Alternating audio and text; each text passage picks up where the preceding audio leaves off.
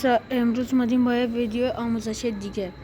خب این ویدیو درباره چیزی میخوایم حرف بزنیم. خب کسب درآمد یعنی چی؟ واسه کالافمون میتونیم سی پی بگیریم رایگان. خب اینجا میان تو پلی استورتون سرچ میکنیم پلی استوپ، اینجا میاد میبینی این برنامه. خب اینو دانلود چکنی. خب الان بهتون میگم. اینم واسه نظراته. میبینی که همه 5 ستاره دادن، خیلی عالیه.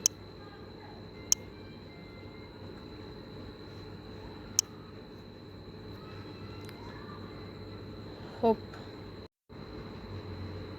دوستان، خب دانلود شد، میاد اینجا. نه حتما باید وی پی اینتون رو روشن کنید، چون این اپ وی پی این میخواد. وی پی این من بیاد و تا ترجیح میدم باید وی پی این کار کنید، خیلی وی پی این عالیه.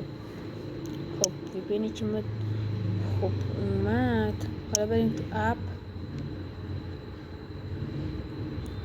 اپ خوبیه. خب اول که وارد شین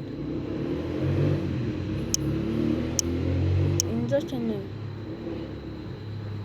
وقتی وارد میبینین اینجا بچه اینجا این اپ رو دانلود میکنیم. مثلا میبینین اینجا میگه اینو نصب کن، اونو نصب.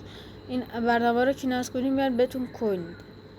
این کوین هم میتونی باید چه کار کنی؟ وقتی که به 27 دلار یا 48